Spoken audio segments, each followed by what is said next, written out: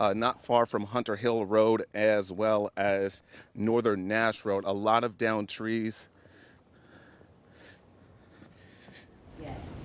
Okay. I do see a woman here in the backyard. We spoke with her just a few moments ago. Michelle, I want to say, is her name. She has a house just on the other side of these trees. Dave, watch your step, would you?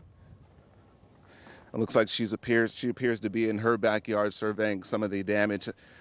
Her home does appear, from where I'm standing, to be relatively untouched, but still in her backyard, quite a bit of downed trees. Dave, I think this is the woman we were speaking with earlier, right here in her backyard.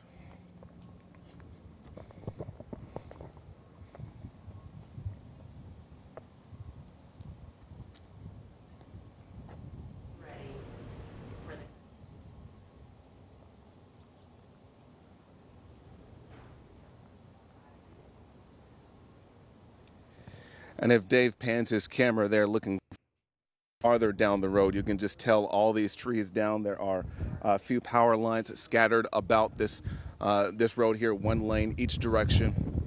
And wish we could tell you about how far down this damage goes, but it's a little bit difficult to tell from where we're standing how far back this damage does go.